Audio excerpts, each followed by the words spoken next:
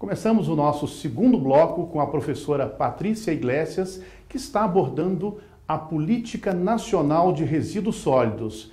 Em nosso primeiro bloco, nós trabalhamos aí a responsabilidade compartilhada, a responsabilidade pós-consumo, logística reversa, entre outras temáticas. Agora, vamos discutir a responsabilidade, vamos retomar essa discussão, mas também falar um pouquinho sobre ecoeficiência, sobre os acordos setoriais e outras temáticas da Lei da Política Nacional de Resíduos Sólidos. Professora Patrícia, eu gostaria de retomar a discussão sobre responsabilidade.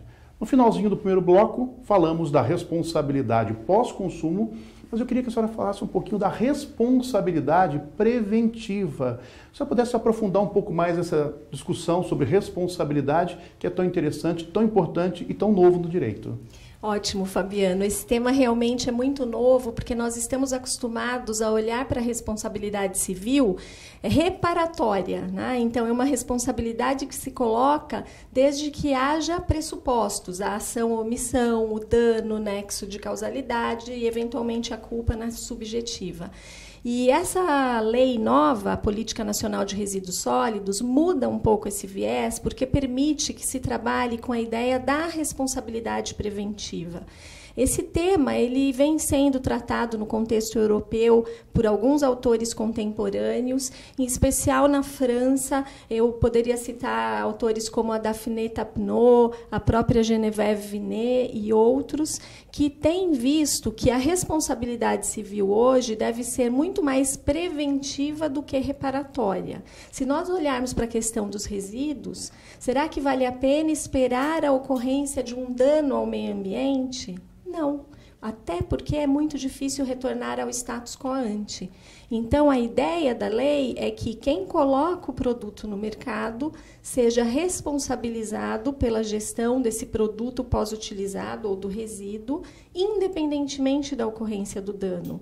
O que se coloca é o papel de uma responsabilidade no contexto da sociedade de risco. Né? Nesse caso, professora, a gente, então, vai suprimir as discussões sobre culpabilidade, sobre dano. Como é que ficaria esses elementos que configuram a responsabilidade civil nessa dinâmica? Eu acho que são vários os fatores. Primeiro, o princípio maior da responsabilidade civil, já desde o direito romano, aquela ideia do nemine in ledere, a ninguém se deve lesar, né? Já justifica que a ideia é que não ocorra o dano, propriamente. Por outro lado, também o que se passa hoje é uma nova visão dessa própria concepção do dano, porque o dano nada mais é do que a lesão a um interesse juridicamente tutelado. E do ponto de vista ambiental, seria até possível dizer que colocar esse produto no mercado sem fazer a gestão até do resíduo, em certo sentido, é uma lesão a um interesse de não causação do dano ambiental. Então, se trabalha com todos esses fatores, e um dispositivo interessante do Código Civil é exatamente o artigo 187, né, para ilustrar. Porque o 187, quando fala do abuso de direito, ele relaciona o abuso de direito à falta de boa-fé objetiva, ao contrariar o fim econômico, o fim social. Então, até esse argumento é válido, porque colocar o produto, havendo sistemas de gestão, e sabendo desses sistemas, sem utilizá-los, não seria um abuso de direito? Muitos dos fabricantes já fazem essa gestão em outros países, no contexto europeu, americano, japonês, e não no nosso país. Então, professor, para mim é uma novidade, eu confesso à senhora que é uma novidade. E nós temos já produção acadêmica, científica, abordando essa discussão. Não sei se a senhora trabalhou no seu livro nesse sentido. Sim, eu trabalhei nesse sentido. Então, o livro Resíduos Sólidos e Responsabilidade Civil Pós-Consumo, ele vai nessa linha de que é possível falar em dano presente, dano futuro, abuso de direito. São vários fundamentos do direito civil justificando essa responsabilidade pós-consumo. E eu costumo sempre frisar aos meus alunos que nós nem precisamos inventar a roda, porque no próprio direito civil, em toda a sistemática do Código Civil, nós já temos claramente formas de responsabilizar institutos jurídicos válidos para a responsabilização. Isso é comum no contexto europeu, é comum na aplicação, por exemplo, de princípio da precaução em questões ambientais. Então, tem um julgado interessante na França, do Tribunal de Aix-de-Provence, onde se julgou a colocação de antenas de celular num bairro residencial e como aquilo causou um transtorno muito grande para aqueles moradores, de forma que a decisão foi não apenas a retirada das antenas, mas também uma indenização àquelas pessoas. Interessante, né? Essa discussão, aliás, professora, é muito presente essa discussão sobre as estações, né? Que nós temos aí torres de celular e normalmente as discussões passam longe do princípio da precaução. Só para o nosso assinante aqui, o princípio da precaução, de maneira bem simples, é o princípio da dúvida, da incerteza científica. E essas discussões têm passado, né, professora, longe muitas vezes dos princípios do direito ambiental. Mas eu queria retomar uma discussão com a senhora aqui de novo na política nacional, que é um princípio da política nacional interessante, mas pouco compreendido e que, de alguma forma, vai mexer com toda a dinâmica econômica, como nós vemos o processo econômico, que é o princípio da ecoeficiência. Então eu queria perguntar à senhora o que é ecoeficiência. Então, a nossa lei traz realmente a ecoeficiência como princípio e a ideia de que aquela atividade econômica que vai gerar um novo produto considere também aspectos ambientais, produtos que tenham uma durabilidade maior, que utilizem materiais menos problemáticos, então menos escassos do ponto de vista ambiental, e isso também passa pela questão da obsolescência programada, porque o produto muitas vezes é colocado no mercado já com aquele viés de muito pouco uso e efetivamente o consumidor fica obrigado a trocar o produto. Mas aí, professora, eu vou aproveitar então, o nosso sistema, o sistema capitalista, trabalha em cima dessa noção. E seria interessante também trabalhar a questão da pegada ecológica, porque eu acho que fica bem didático visualizar a capacidade de suporte do planeta com a produção que nós temos. E isso converge diretamente com a ecoeficiência, porque os produtos são feitos justamente para serem trocados, né? A impermanência agora é mais curta, né? E tem um outro fator, né? Quando se fala, por exemplo, em produtos eletrônicos, existe também a questão da tecnologia, que vai mudando e, obviamente, o consumidor quer uma tecnologia mais atual.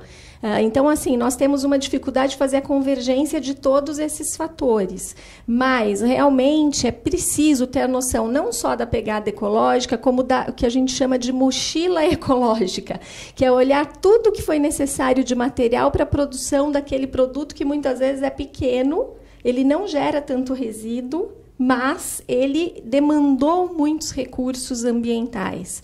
E a lei toca nesse ponto. Ela coloca claramente que a fabricação, enfim, o planejamento do produto deverá tomar em conta esse fator. Também a questão do ecodesign, ou seja, um design mais propício para a gestão. Em relação às embalagens, a lei coloca que as embalagens têm que ser reduzidas naquele volume minimamente necessário para a conservação do produto.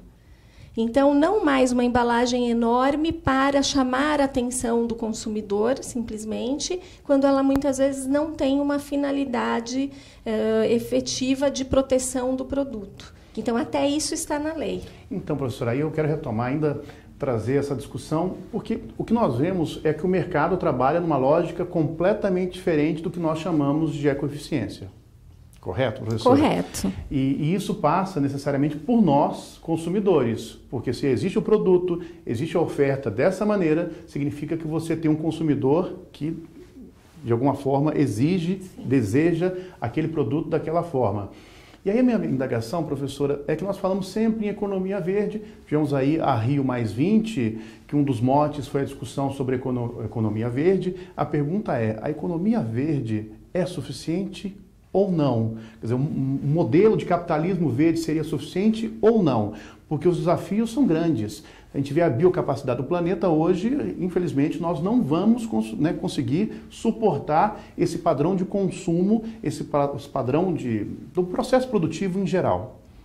E, quer dizer, como lidar com esses desafios que não são somente da política nacional de resíduos sólidos, mas são desafios para o direito, mas em especial para a vida. Porque quando nós falamos em questões ambientais, falamos em presentes e futuras gerações, nessa responsabilidade ética que nós temos com o futuro, com os nossos filhos, nossos netos.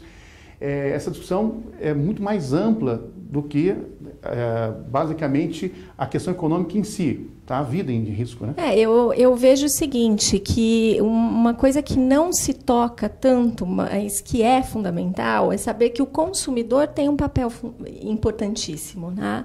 Eu acho que o brasileiro, do ponto de vista de formação, tem uma tendência a achar que não faz a diferença sozinho. Então, isso nós vemos, às vezes, nas crianças, nos adolescentes. Todo mundo faz isso assim, eu também quero fazer. É isso que a gente escuta dos nossos filhos. Mas esse consumidor, ele pode fazer a diferença. Se ele passar a exigir, vamos dizer assim, não, esse produto dessa forma eu não vou consumir, né? Se a durabilidade é tão curta, não vou comprar. E esse, vamos dizer assim, essa visão de alterar as coisas pela própria sociedade, eu acho que funciona até mais. Mas, muitas vezes, nós deixamos isso de lado, né? E entramos na onda e vamos consumir, enfim. No ano passado, nós fizemos um trabalho para o Ministério da Justiça, que quem quiser consultar é só entrar no site do Ministério da Justiça, é um caderno de investigação científica sobre consumo sustentável. E ele trabalha com a evolução do consumo até o nosso contexto atual, a sociedade de consumo, como hoje as próprias pessoas acabam se tornando produtos, muitas vezes, né? E até a gestão de resíduos. Então, aborda também essa temática de um consumo associado à gestão de resíduos. Mas essa é uma dificuldade, não é, professora? Não só nós, Brasil, mas isso no âmbito mundial, a dificuldade de se ter uma nova mentalidade, de se enfrentar o problema, numa época de mudanças climáticas, numa época de saturação de recursos, de explosão demográfica, que continua, né, a explosão demográfica. E aí, professor, para a gente ir caminhando aqui para o nosso encerramento, quais são os desafios, não só da política nacional de resíduos sólidos, mas nós, enquanto operadores do direito, enquanto juristas, enquanto consumidores, diante dos desafios para o futuro ou os desafios do agora? Bom, os nossos desafios, em especial, são os desafios associados à formação da nossa sociedade.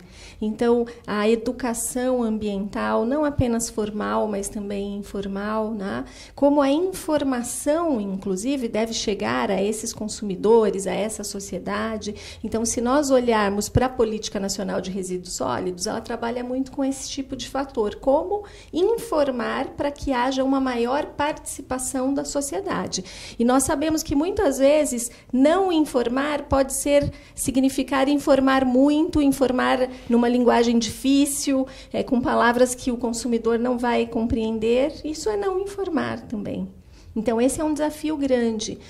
As propostas de acordos setoriais para a logística reversa, elas trabalham com essa sistemática da informação e da educação do consumidor. Então, o que se tenta fazer hoje, pelo menos nos acordos setoriais em nível federal, é que os próprios setores envolvidos, fabricantes, comerciantes, possam levar ter um papel também na educação do consumidor. Até porque, se nós olharmos a questão dos comerciantes, eles estão próximos ao consumidor, então eles poderiam contribuir mais. É claro que nós não estamos falando aqui de uma educação formal, mas informalmente, sim, seria fundamental. A senhora tocou nos acordos setoriais, então eu queria que a senhora explicasse um pouquinho mais, né, porque, afinal de contas, a implementação da política não é só com a regulamentação governamental, mas também através dos termos de compromisso e dos acordos setoriais. Então, você explicar para o nosso assinante de que forma esses acordos podem possibilitar a implementação e, claro, as dificuldades nesses acordos setoriais, já que tem a dinâmica poder público, setor produtivo e nós. Bom, o acordo setorial, em regra, tem natureza contratual. Esse ponto é fundamental, porque aqueles vinculados ao acordo é que poderão ser exigidos. A ideia, então, é que os próprios setores apresentem propostas, e já estão fazendo isso, de como viabilizar a logística reversa com metas de cumprimento dilatadas no tempo, por períodos e por anos, né? Isso é importante porque, por poder público poderia simplesmente ter utilizado um decreto, que é uma sistemática prevista na lei, mas seria mais complicado saber se, via decreto, de repente se propõe algo que não é viável para o setor, e a gente corre aquele risco de falar a lei não pegou, né? Então, eu acredito que o poder público, no caso o Ministério do Meio Ambiente, optou por acordos que viessem das próprias propostas dos setores. Então, a gente tem hoje, o único acordo setorial já firmado é o de lubrificantes, justamente porque é um setor muito mais regulamentado e que já tinha resoluções CONAMA, já tinha toda uma sistemática funcionando, e é mais específico também, com menos stakeholders, com menos diluição do mercado, né? Os demais acordos, eles estão em fase de análise no Ministério do Meio Ambiente. Então, os setores propuseram uma sistemática para, enfim, eletroeletrônicos, embalagens e outros, e estão, na verdade, sob análise do Ministério, voltando também com algumas exigências e alterações pelo setor. E qual é a importância prática? Que, com esse sistema, é possível já exigir do setor específico que haja o cumprimento de metas, inclusive, né? Quantificação. Só para ilustrar, no acordo setorial de embalagens, a ideia é que haja redução em torno de 22% do volume de resíduos que é levado aos aterros. Então, é algo que tem um impacto grande, né? Importante. Ok, professora. Bom, estamos aqui com a professora Patrícia Iglesias, professora da Universidade de São Paulo, vice-presidente do Instituto Planeta Verde, né? O direito para o Planeta Verde. Para a região sudeste, Para a região sudeste. Ok, professora. Uma referência no direito ambiental em nosso país aqui. Eu queria agradecer a professora Patrícia, que esteve conosco aqui na Atualidades. Professora, muito obrigado. Eu queria que a senhora pudesse, no finalzinho aqui agora, falar dos seus livros, professora. Não só o livro sobre a responsabilidade pós-consumo, né? Resíduos sólidos e responsabilidade pós-consumo, terceira edição, né, professora? Terceira edição, pela revista Os isso. Tribunais. Mas, se você tiver uma livraria e for no setor ambiental, você vai encontrar outras obras da professora Patrícia. Por favor, professora. Pois é, então, eu tenho um livro específico para a questão da responsabilidade de adquirentes de áreas contaminadas, que é um tema também fundamental hoje no Brasil. A gente tem muito problema de áreas contaminadas, em especial em São Paulo. E esse livro é também, RT, né? Os livros são todos na RT. É Meio Ambiente e Responsabilidade Civil do Proprietário. Eu tenho um outro livro geral, que é Responsabilidade Civil Ambiental, e também um livro próprio para concursos, que é Direito Ambiental, voltado para quem presta concursos. Volume 15. Né? Volume 15, exatamente.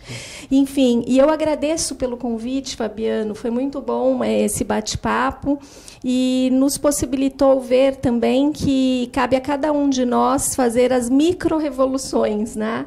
Então, eu acho que esse tema ambiental é muito instigante, muda a nossa concepção e permite que nós não fiquemos esperando que a coisa aconteça por imposição do poder público. Enfim, cada um de nós na sociedade brasileira tem o seu papel a cumprir. Não tenha dúvida, professor. Às vezes eu comento com meus alunos que você não pode mudar o que está do lado de fora se você não muda o que está do lado de dentro. Começa conosco essa mudança. Então, eu agradeço em nome do Atualidades do Direito a presença da professora Patrícia. Muito obrigado. E a você que está nos acompanhando, o nosso abraço. Muito obrigado.